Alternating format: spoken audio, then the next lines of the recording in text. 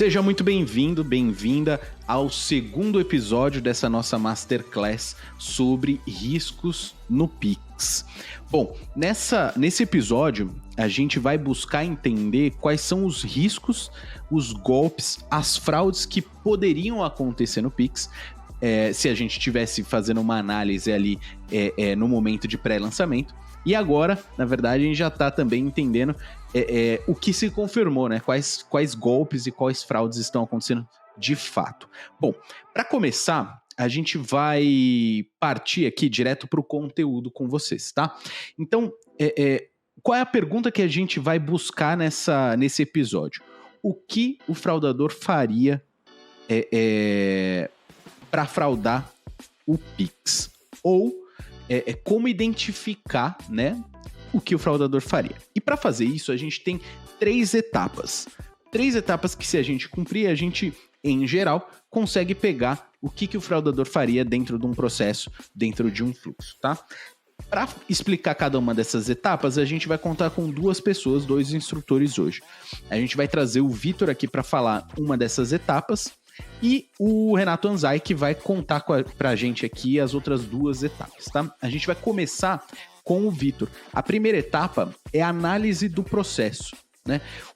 É super importante a gente entender o fluxo do processo. E para isso, o Vitor vai ajudar a gente aqui agora a entender como é que funciona um pagamento no Pix, como é que funciona uma transferência no Pix. Vitor, seja bem-vindo novamente à nossa Masterclass. Eu queria perguntar para você, quais são os atores que participam, né, de uma transferência, de um pagamento do Pix, e como é que esse dinheiro sai de um lado, do ponto A, e chega lá no ponto B? Você pode explicar pra gente um pouquinho? Claro, aqui, Mariota, o ideal é a gente ir acompanhando também no desenho aqui, como que funciona o Pix, tá? Vocês estão vendo aí na tela. A gente parte, como a gente falou na aula anterior ali, do instituidor de arranjo de pagamento, tá? Que fica aqui representado pelo Banco Central aqui no meio, tá? E é onde moram duas características do arranjo de pagamento, que é o SPI, que é o Sistema de Pagamento Instantâneo, e a DICT, né? Que é a base DEPARA de chaves aí, onde a gente cadastra fraude confirmada e algumas outras features. Então, a primeira entidade aqui é o próprio instituidor do arranjo.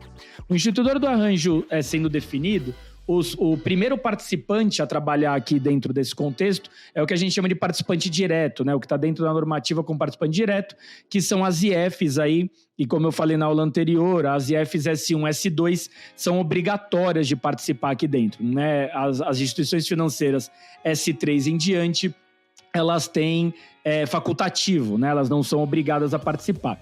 Então, participantes diretos, basicamente os grandes bancos aí. O Bacen, com aquela pauta de competitividade, abriu para participantes indiretos também. Quem são os participantes indiretos? Obrigatoriamente são aquelas IPs, instituições de pagamento, com mais de 500 mil contas ativas ali dentro do seu portfólio. Então eles também tiveram que entrar.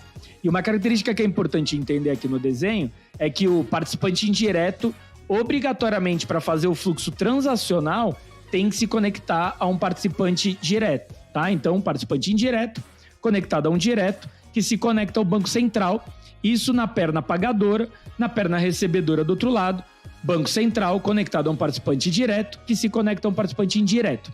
Obviamente que não é necessário sempre ter um participante indireto e direto na transação.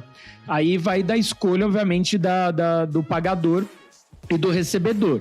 Então, exemplo, né? O Vitor quer enviar dinheiro para o Mariotto. Então, eu posso ter uma conta, né, corrente, por exemplo, em uma instituição financeira S1, S2, e ao fazer aquela transação, a transação vai diretamente para o Banco Central e para o participante direto do outro lado, onde o Mariotto também tem uma conta no participante direto e já vê o dinheiro chegando.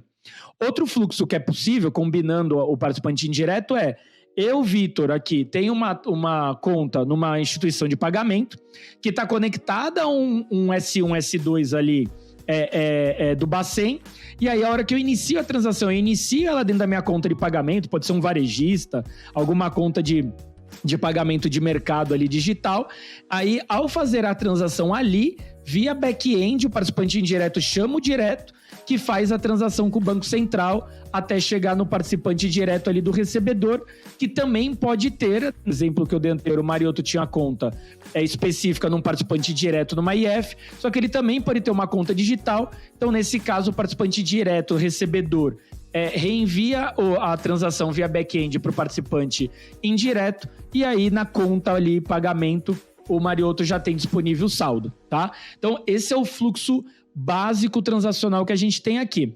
Tem um outro player que está entrando agora e tem um pouco a ver com a pauta que a gente vai falar na sequência ao longo do curso, em relação ao Open Bank, que é o iniciador de transação de pagamento.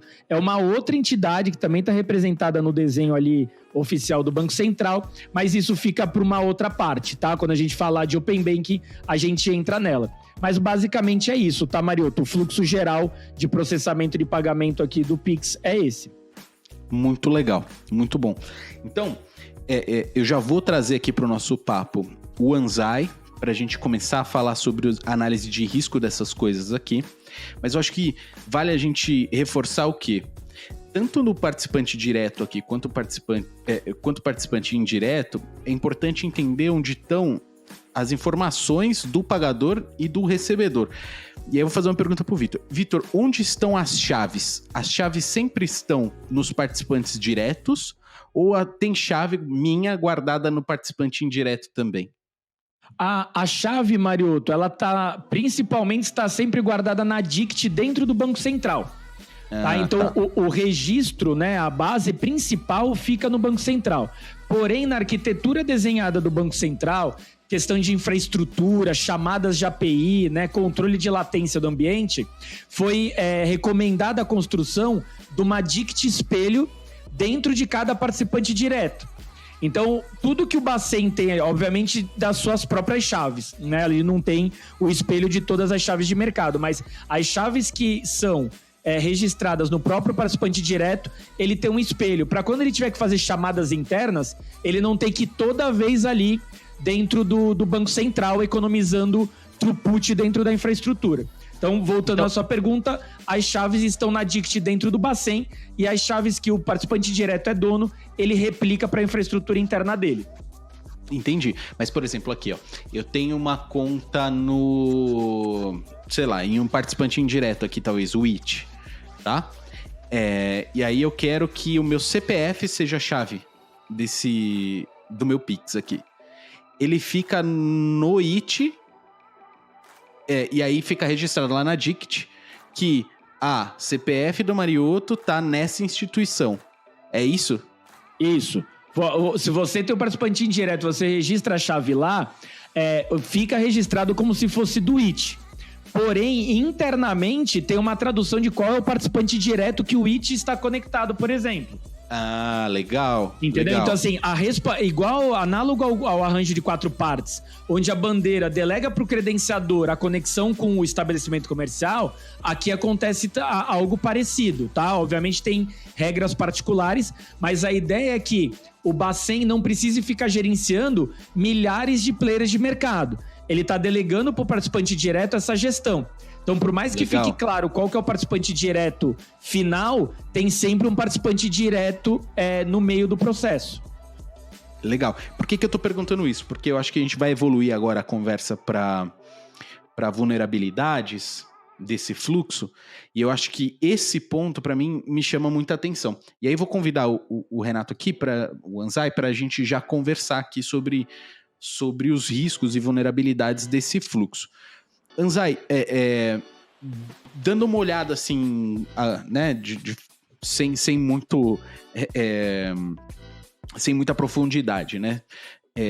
Que riscos a gente pode entender, de que tipo de golpe que a gente pode entender que pode ser aplicado dentro do Pix, olhando só para esse fluxo aqui? Bom, obrigado pelo convite, Mariotto. Acho que quando a gente fala da modalidade da fraude, ela acaba sendo a mesma, né? É uma transferência. Mas, baseado nesses pontos que a gente levantou, realmente a gente tem um risco adicional dessas novas chaves. Vale lembrar que, por exemplo, antes de uma transferência de uma TED, a minha chave era sempre o CPF, número da conta e agência, né? Agora a gente pode ter diversas chaves, pode ter o celular, o e-mail, chave aleatória, né? Então, cada hora aparece um tipo de chave novo. E isso traz novos riscos, né? Então, a gente pode, por exemplo, ter criação de chave indevida no seu nome. Eu posso criar uma chave marioto@gmail com destino com a minha conta. E isso é um tipo de golpe. A pessoa acaba transferindo acha que está transferindo para o Marioto, mas na verdade está associado à minha conta, né? É claro que todas as instituições já mostram lá quem é o beneficiário final, mas mesmo assim muita gente cai, que é um tipo de golpe, né? Um golpe bastante comum. E outra coisa que acontece é o roubo de chaves, né? Então, o pessoal faz muita engenharia social e phishing pra gente roubar a informação e para conseguir informação dessa chave para usar de alguma outra forma. Então, seja golpe no WhatsApp, por e-mail, os fraudadores utilizam muito essas técnicas para roubar a chave para utilizar para esses golpes. Então, a gente deixa de ter só uma chave única, né, que era o número da conta, o CPF, para ter mais chaves. Então, isso obviamente aumenta a atratividade para o fraudador também. Tá, então vamos olhar o fluxo, né? Nessa primeira etapa aqui, a gente olhou o fluxo e entendeu que existe 2 golpes que podem ser aplicados, que o primeiro é a engenharia social ali com phishing, para coletar essa informação, essa credencial do pagador, né? Coletar isso daqui. E do outro lado, a gente tem também, talvez, criação de chaves, de novas chaves, ou utilização de chaves, roubo de chaves, né, já existentes, que tem tudo a ver com aquele processo de portabilidade e reivindicação de chave que a gente comentou agora. Legal. Então, feita essa primeira análise, eu acho que a gente pode ir para o próximo passo, a próxima etapa. A próxima etapa tem a ver com descobrir os blind spots que a gente tem, né? Então, digamos que você acabou de fazer a análise de um fluxo de um novo produto que está aí para ir para o ar ou qualquer coisa do tipo. Você analisou e falou, bom, isso daqui pode acontecer, isso aqui também pode acontecer. Mas é óbvio que a gente não consegue prever tudo, né? E é sempre interessante fazer um benchmark, conversar com quem já fez isso daí, ou quem está participando também do lançamento de um produto ou alguma coisa similar.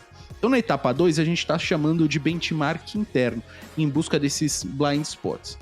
Dentro do benchmark interno, eu acho que a gente comparou na aula 1 com outros produtos, né? Que resolvem o mesmo job to be done que o Pix resolve. Mas acho que para efeito aqui da aula 2, a gente vai se limitar à TED. Vamos fazer uma análise comparativa com a TED, então? E aí, Anzai, como é que quando a gente olha para a TED, compara com o Pix, o que você vê de golpe similar? Né? O que a gente pode falar ali que tem o mesmo modus operandi? Legal, acho que a aula 1 foi muito legal, o exemplo que vocês deram do Jobs to be done, que realmente é isso, né? No final, só tá querendo transferir dinheiro de um fundo para o outro. Então, acho que a TED realmente é o mais parecido, pela forma que a TED era online, né? Tá certo que não tem o mesmo horário de atuação, mas realmente é o mais parecido com o Pix. Então, a gente vê 2 golpes muito parecidos. Um que sempre tem que ocorrer, basicamente. Um é a invasão de contas e o outro é o que a gente chama de fraud application. Então, a primeira conta, ele invade para transferir um dinheiro que não é dele para uma outra conta. Então, eu, Renato, fraudador, invado a conta do Marioto para transferir o dinheiro da conta dele para uma outra instituição. E a outra fraude é o que a gente chama de fraud application, ou seja, eu estou criando uma conta no nome de outra pessoa em outra instituição para receber esse dinheiro, ou uma conta laranja ou outro tipo, mas sempre tem que ter uma conta destino para eu receber esse dinheiro. Então, essas acho que são 2 modalidades que sempre vão ocorrer, e o que muda é como ele vai fazer essa fraude, né? Mas a modalidade sempre vai ser uma invasão e um fraud application. Acho muito interessante que você falou, é um fraud application, porque tem tudo a ver com a abertura de uma conta suspeita, né? E aí, eventualmente essa conta vai ser utilizada para um golpe, mas você não sabe até que seja transferido algum fundo para lá. Mas uma coisa que você falou interessante, que é o tal do laranja. Então, e isso acontece na TED também, que não necessariamente é uma conta nova, né? Às vezes é uma conta já existente que o fraudador está fazendo uso. né? Não que ele abriu há 6 anos atrás, não, é que ele convenceu alguém de usar essa conta, né? Dessa pessoa, né? E eventualmente que passa a ser fraudador também, né? Não sei como é que vocês chamam, mas tem essa questão do laranja também, né? Eu acho que é um ponto interessante. Não sei se você quer comentar mais também. Tem muito que a gente chama de coniventes, Mariotto. Então, são pessoas que acabam alugando sua conta. Então, por exemplo, o fraudador fala, eu te transfiro 100 mil e 10 mil reais a seu. Então, eles acabam, pela necessidade, alugando a conta ou deixando usar no nome dele para passar essa fraude. Então, ele sempre tem alguma compensação do lado do fraudador. Entendi. Legal. Então, o que a gente fez aqui é uma análise comparativa, um benchmark de um produto que eu já conheço e em busca de vulnerabilidades iguais, né? Golpes que podem ser transferidos dali para cá. Legal, a gente achou 2 caras. O que eu gostaria de fazer agora, Anzai? Eu gostaria da gente evoluir para uma análise de frequência e impacto. Tá bom. Quanto desse golpe vai acontecer e, se acontecer, qual é o impacto disso? Essa é uma etapa muito importante. Que tal a gente plotar primeiro a TED? Né? Você consegue plotar essas 2 coisas que você falou, tanto a invasão quanto a abertura de conta dentro de uma matriz? Explica pra gente, por favor. Legal. Acho que esse é um passo muito importante aqui pro Risk Assessment, justamente pra gente entender qual que é o impacto e qual que tem a frequência, né? Qual que ocorre mais no cenário de fraude. Então, igual eu comentei, acho que invasão e fraud application sempre vai acontecer, né? E a invasão acaba acontecendo menos que a abertura de conta fria, porque eu preciso invadir uma conta já existente, né? Então é mais difícil. O impacto é alto, porque realmente tem a perda financeira. Então eu invado uma conta, transfiro todo o financeiro para uma outra conta. Já na abertura de conta fria, o que a gente falou de fraud application, ele ocorre com mais frequência, porque o fraudador justamente ele tem um backlog de contas que ele abre para tentar receber essas transações. O impacto é um pouco menor, porque não tem a perda financeira. Nesse caso, ele só está utilizando a conta para receber. Só que tem um impacto não financeiro, mas de imagem, né? Então, eu abro uma conta no nome do Mariotto, por exemplo, e o nome Mariotto está negativado e nem sabe. Então, quando a gente fala novamente do risco da fraude, né? Que a gente vai ter uma aula só para isso. É isso, né? Não é só o financeiro, tem o risco de imagem também. Então, por isso que o impacto nessa matriz seria menor e a frequência maior. Legal, então, só para ver se eu entendi. A gente está falando que o fraudador pega, sei lá, N contas destino para cada uma que ele vai invadir e transferir o fundo. Então, essa conta 1, que é a origem, é onde sai o dinheiro. E aí talvez ele distribua em uma ou em várias aqui. Então, por isso que a frequência de acontecer o aluguel de uma conta ou a abertura de uma conta de uma conta fria é grande aqui. A frequência é maior que isso daqui, mas o impacto é menor. Só de você abrir não tem impacto financeiro. Mas aqui, quando eu comprometo a conta origem, aí eu tenho impacto, por isso que é maior. Entendi. Isso na TED. Quando a gente compara com o Pix, como é que fica isso daí, Anzai? E aí eu vou já pedir pra gente ir plotando também os outros 2 riscos, né? Os outros 2 golpes que a gente identificou lá quando a gente estava falando com o Vitor do fluxo, né? Se puder primeiro começar com a comparação do invasão e abertura de conta e depois a gente conversar sobre os outros 2, acho que é uma boa. Legal. Acho que assim, é bem parecido com o da TED, só que o Pix tem uma atratividade maior, né? Então é 24/7, a transferência é sempre online, independente do horário. Então, e a atratividade ficou muito maior, porque tem novos participantes, além dos bancos tradicionais, então é muito fácil criar uma conta hoje em dia, dependendo da instituição. Então a frequência ficou maior para os 2. Então acho que o golpe é o mesmo que já acontecia, né? A invasão acontecia da mesma forma, uma vez que ele invade a conta ele consegue fazer a transferência, mas o que mudou foi a frequência. Então, como tem a entrada de todos esses novos participantes, que muitas vezes nem conheciam ainda esse mundo de prevenção a fraudes, né? Então, a frequência ficou bem maior para essas 2 modalidades. Por isso que acho que nesse gráfico a gente consegue ver bem, ele fica parecido, com uma maior frequência, mas com impacto tão alto quanto anteriormente. Relativamente, o impacto é o mesmo, né? Eu só argumentaria aqui que talvez o impacto seja um pouquinho maior no Pix agora, se a gente fosse falar assim, é que a gente já sabe que o produto já tá amadurecendo, né? Mas se fosse no começo ali, que você estivesse no pré-lançamento de um produto, eventualmente, quando você compara com a TED, você fala, putz, esse cara aqui não tem limite. Não tem limite diário, não tem limite, sei lá, de valor ou qualquer coisa do tipo. Aí você teria uma exposição maior, eventualmente, de uma invasão de conta do Pix do que uma invasão de conta do TED. É que no final, não sei se...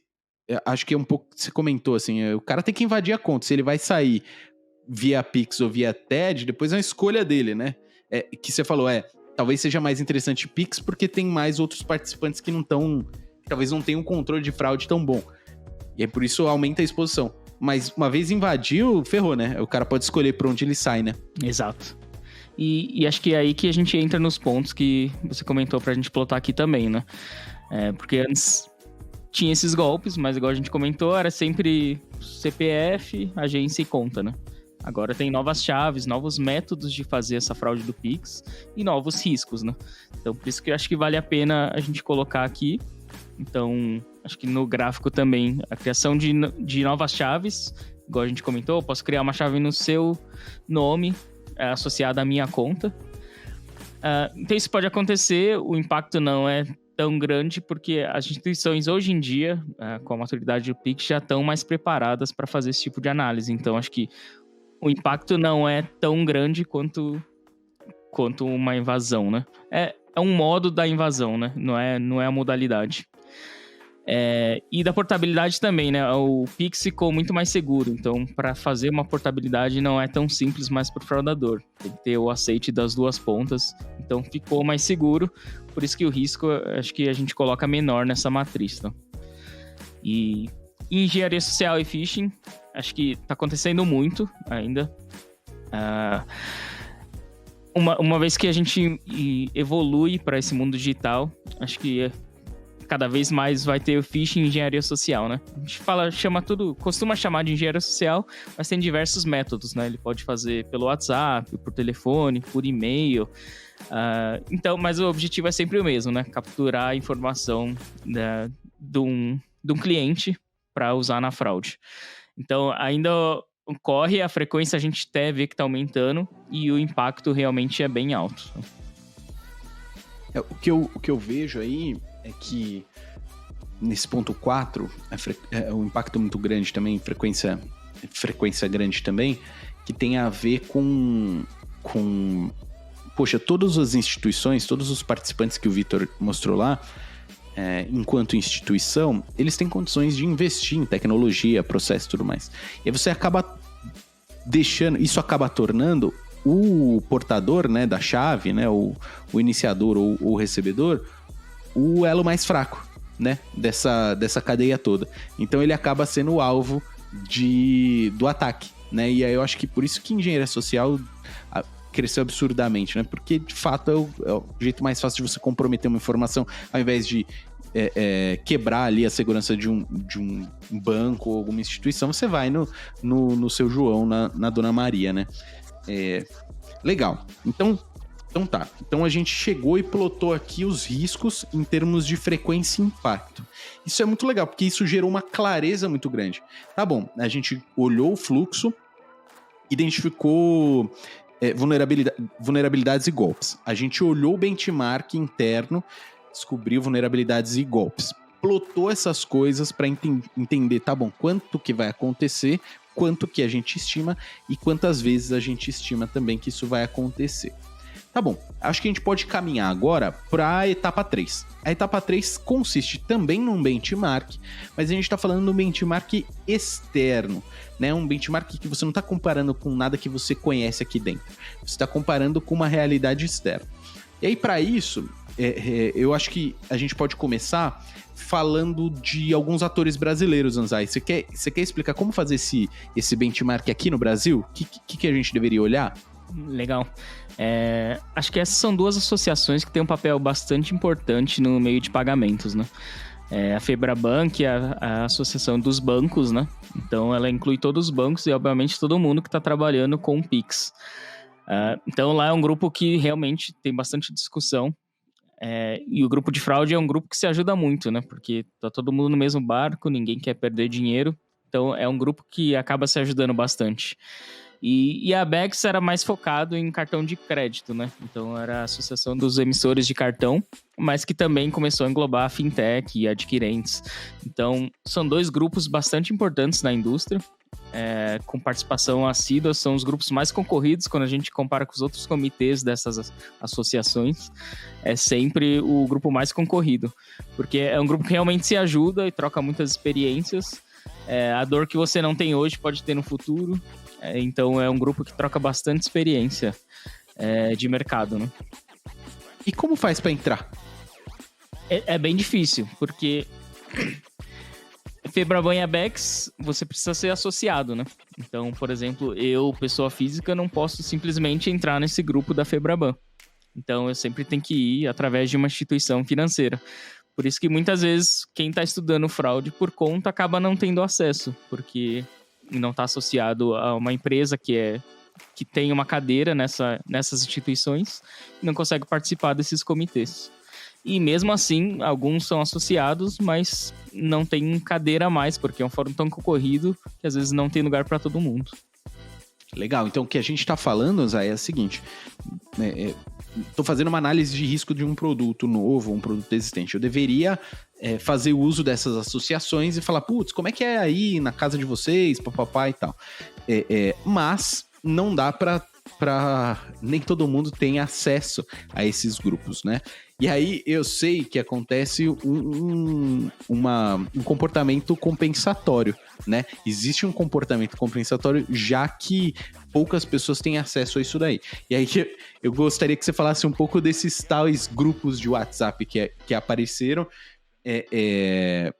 e um pouquinho de como também fazer esse caminho de forma informal, né? Fazer esse caminho de perguntar para as pessoas como é que tá na casa delas, mas de forma informal também. Legal. Acho que esse é o que a gente mais usa no dia a dia, esses grupos informais, porque também são os mais rápidos, né? Igual comentei, todo mundo se ajuda muito nesse grupo de fraude, né? É um mercado bastante pequeno, bastante fechado, e todo mundo tem as mesmas dores.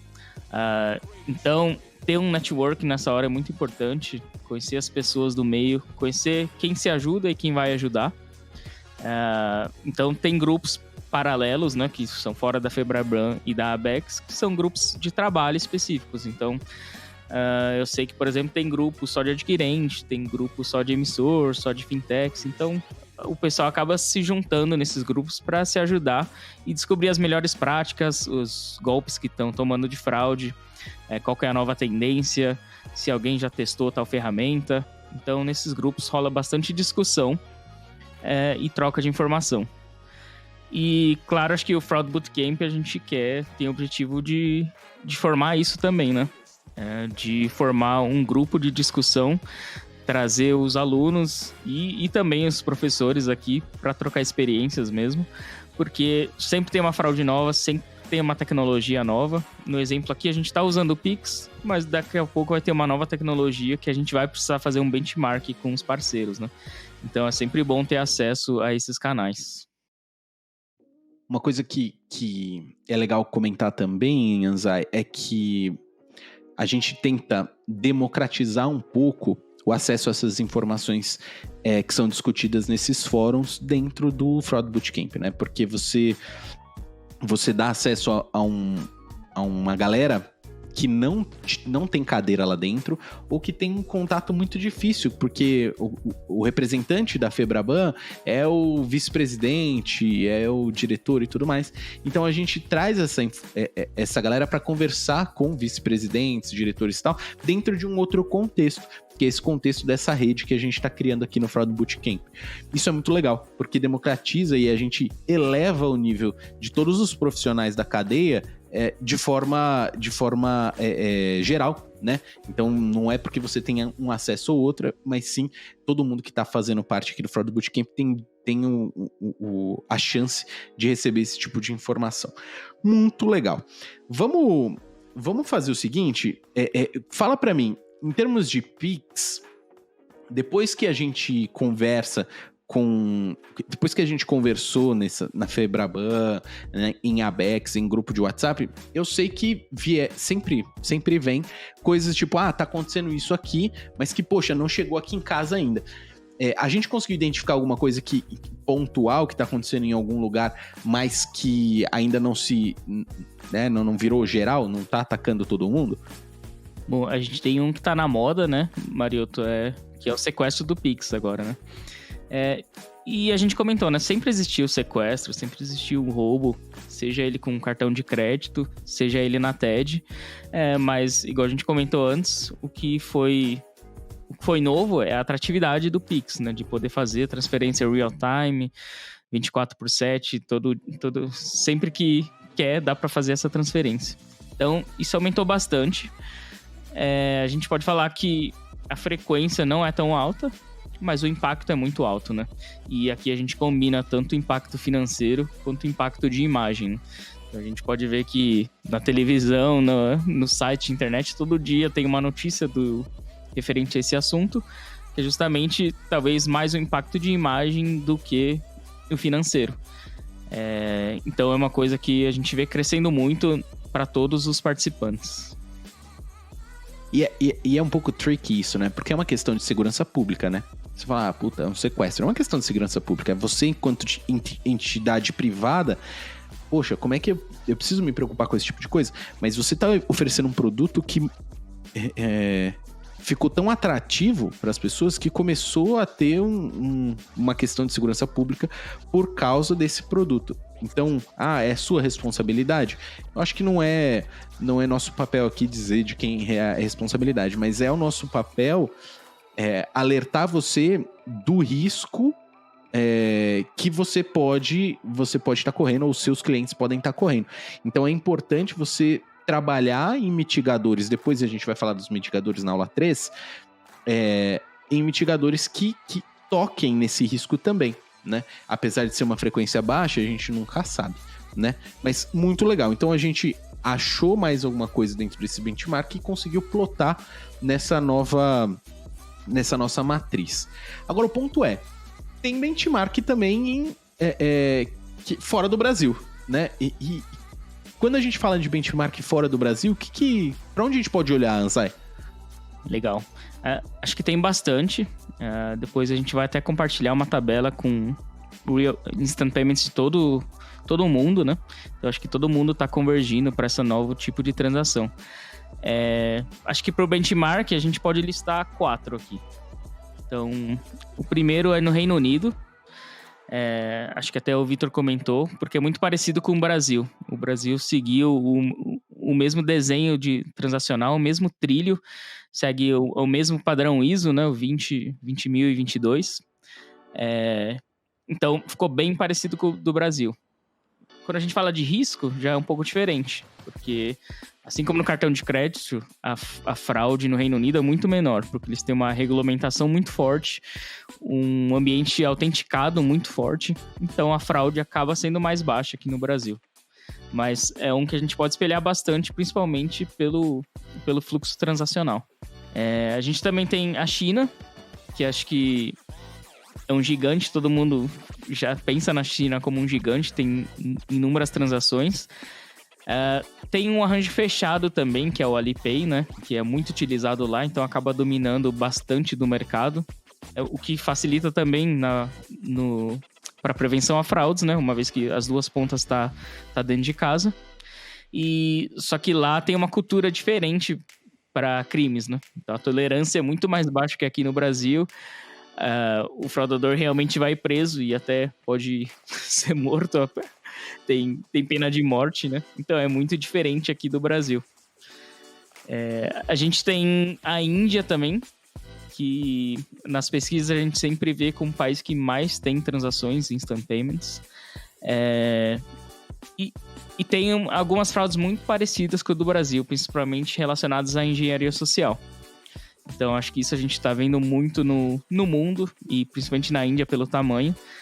A questão de phishing, que a gente já comentou, acontece bastante lá. Então, seja por WhatsApp ou por outros meios, por e-mail, sempre tem a tentativa de roubo de informação. Então, isso é uma coisa que acontece bastante lá na Índia, mas nada de diferente aqui do Brasil, né? E acho que a gente pode listar também o México, que é um mercado muito parecido com o do Brasil. A gente faz o paralelo também aqui para cartão de crédito, né? Então, são níveis de fraude muito parecidos, níveis de regulação muito parecidos também.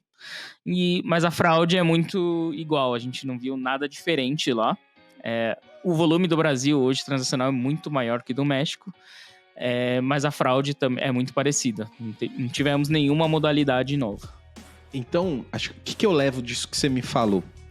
Quando eu vou escolher, né, para onde olhar, eu tenho que olhar as semelhanças, mas eu tenho que olhar diferenças também. Então, muito legal a gente olhar comparar com o Reino Unido, muito legal.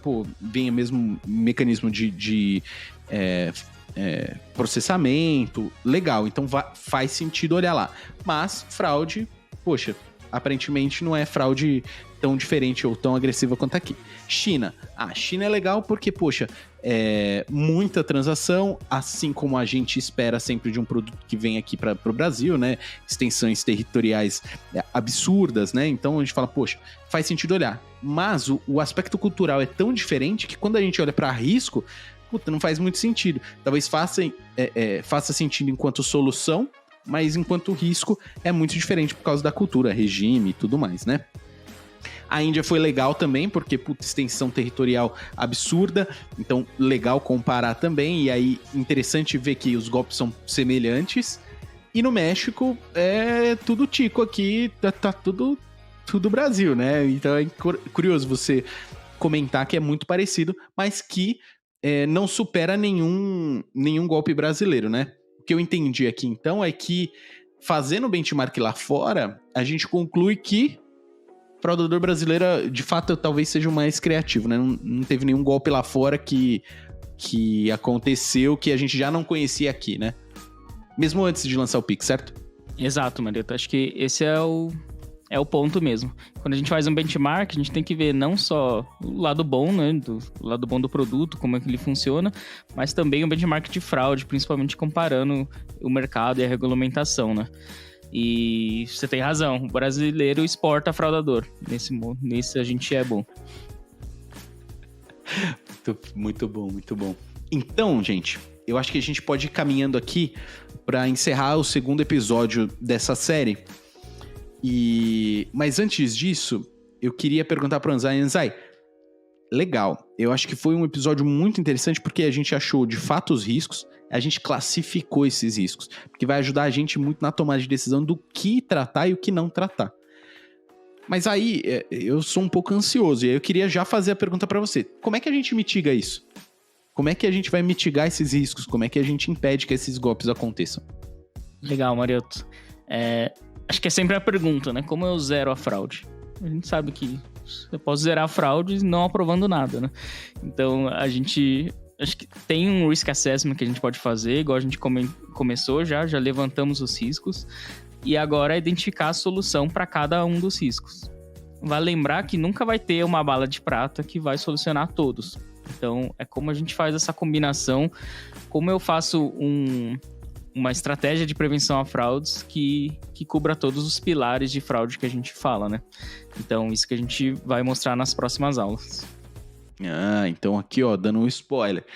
Episódio 3, pessoal, a gente vai olhar para os pilares de prevenção à fraude.